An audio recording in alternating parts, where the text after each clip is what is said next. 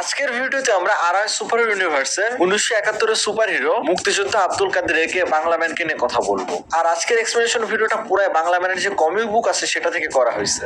তো গল্পের শুরুতে আমরা দেখতে পাই সুন্দরবনের ভেতরে কিছু সায়েন্টিস্ট তাদের একটা সিক্রেট প্রজেক্ট নিয়ে কাজ করতেছে এন্ড তাদের এই প্রজেক্টের নাম থাকে RIS, research for independent science.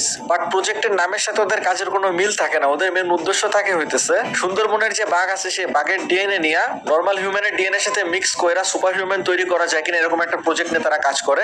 আর এই সম্পূর্ণ প্রজেক্টের যে লিডার ছিল সে হইতেছে ডক্টর আফতাবউদ্দিন। বেসিক্যালি তার গাইডেন্সে সবাই প্রজেক্ট নিয়ে কাজ করে। সো ডক্টর আফতাবউদ্দিন এবং তার টিম মিলা বেশ কয়েকবার ট্রাই করার পরেও এই প্রজেক্টে তারা সাকসেসফুল হইতে পারে না। ডক্টর আফতাবউদ্দিনের মেন উদ্দেশ্য ছিল সে সুপার সোলজার তৈরি করবে যাতে সেগুলো তাদের যুদ্ধের কাজে সাহায্য করতে পারে। কিন্তু তারা যে গোপন ল্যাবে সিক্রেট প্রজেক্ট নিয়ে কাজ করতেছে এই খবর তাদের এনিমির কাছে চলে যায়। আর শত্রুপক্ষ এই খবর জানার পর অনেক চিন্তায় পড়ে যায়, কারণ যদি বাংলাদেশ থেকে সুপার সোলজার তৈরি করা হয়েছে তারা যুদ্ধে জিততে পারবে না। সো তাদের জন্য জিনিসটা অনেক ঝামেলার হয়ে যায় আর যুদ্ধের মোড় পুরো ঘুরে যাইতে পারে, এরকম একটা সিচুয়েশন ক্রিয়েট হয়ে যায়। এই জন্য তারা ডিসাইড করে যে ল্যাবে তারা হামলা করবে তাদের আর্মি নিয়ে। তারপর আমরা গল্পে দেখতে পারি আমাদেরকে একটা গ্রাম দেখানো হইতেছে এন্ড সেই গ্রামে আব্দুল কাদের নামে একজন জেলে থাকে। তার জীবন ছিল খুবই সাধারণ, তার একটা ওয়াইফ ছিল আর একটা বাচ্চা ছিল। সো তারা খুব সুখে শান্তিতে জীবন পালন করতেছিল। প্রতিদিনের মতো সে মাছ ধরতে নদীতে চলে যায় এন্ড নদী থেকে সুন্দর মতো মাছ ধরে এন্ড এভাবে তারা হাসি খুশিতে তাদের জীবন সুন্দর মতো কাটাইতে থাকে। আর এই গ্রামের মানুষজন মুক্তি বাহিনীকে সাহায্য করতো। তো এই খবর শত্রুপক্ষের কাছে চলে যায় আর মুক্তি বাহিনীকে সাহায্য করার কারণে শত্রুপক্ষ এই গ্রামে হামলা করে। গ্রামে হামলা করার পর তারা সম্পূর্ণ গ্রাম আগুন ধরায় দেয়, সম্পূর্ণ গ্রাম জ্বালায় পড়ে একদম শেষ করে দেয়। আব্দুল কাদের চেষ্টা করে তার গ্রামকে বাঁচানোর জন্য, কিন্তু সে পারে না। সম্পূর্ণ গ্রাম তারা ধ্বংস করে ফেলে, প্লাস গ্রামের মানুষজনকে মেরে ফেলে আর সম্পূর্ণ গ্রাম ধ্বংস হয়ে যায়। এই ঘটনার প্রায় এক সপ্তাহ পর ডক্টর আফতাবউদ্দিন এবং বেশ কিছু সায়েন্টিস্ট গ্রামে আসে এন্ড তারা এসে দেখতে পারে সম্পূর্ণ গ্রাম ধ্বংস করে ফেলা হয়েছে। তারপর ডক্টর আব্দুল কাদেরকে খুঁজে পায় নদীর ধারে। আর ডক্টর আব্দুল কাদেরকে দেখে অবাক হয়ে যায় যে এক সপ্তাহের মতো একটা মানুষ না খেয়ে এভাবে বেঁচে আছে। আব্দুল কাদেরকে তারা ল্যাবে নিয়ে যায় আর চেষ্টা করে আব্দুল কাদেরকে বাঁচানোর জন্য, কিন্তু তার অবস্থা খুব খারাপ হয়েছিল। একটা মানুষ এক সপ্তাহ ধরে না খেয়ে পড়ে আছে, তার বডির অবস্থা খুব খারাপ হয়ে গেছিল। তো আব্দুল কাদেরের যে সিচুয়েশন থাকে বলা যায় না যে সে আদৌ বেঁচে থাকবে কিনা। আব্দুল কাদেরের অবস্থা দেখার পর ডক্টর ডিসিশন নেয় আব্দুল কাদেরের উপর এক্সপেরিমেন্ট করার জন্য।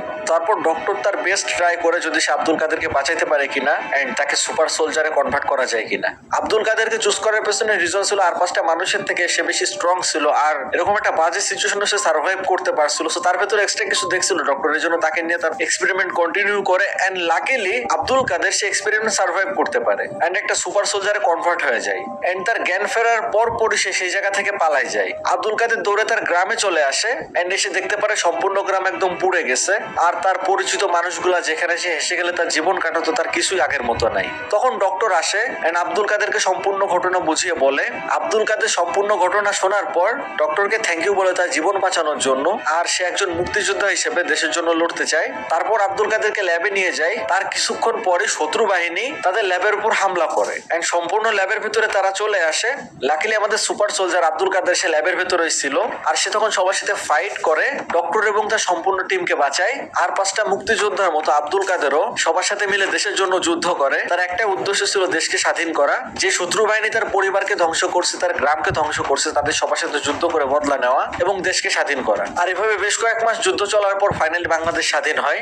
আব্দুল কাদেরের ফাইটিং স্কিল, তারপর যে অ্যাবিলিটি, এগুলো দেখার পর সবাই তাকে এজ এ সুপার হিরো হিসেবে দেখতো আর সবাই আব্দুল কাদেরের নাম দেয় বাংলার হিরো, বাংলা ম্যান। তো যুদ্ধ শেষ হয়ে যাওয়ার পর ডক্টর আর আমাদের বাংলা ম্যান একসাথে বসে কথা বলে। তখন ডক্টর বলে যে তার উপর যে এক্সপেরিমেন্ট করা হয়েছে এই এক্সপেরিমেন্ট করার কারণে অত ইজিলি তার বয়স বাড়বে না এবং আস্তে আস্তে তার শক্তি আরো বাড়তে থাকবে। আর আমাদের বাংলা ম্যানের কাছে সব থেকে ইম্পর্টেন্ট ছিল তার পরিবার এবং তার গ্রাম। সো সেগুলো যেহেতু ধ্বংস হয়ে গেছে সে ডিসিশন নেয় বাকি যে কয়দিন সে বেঁচে আছে সবার সাহায্য করবে। আর ডক্টর তখন তাকে নতুন একটা স্যুট দেয় এন্ড ফাইনালি আমরা পাই আমাদের বাংলার সুপার হিরো বাংলা ম্যানকে।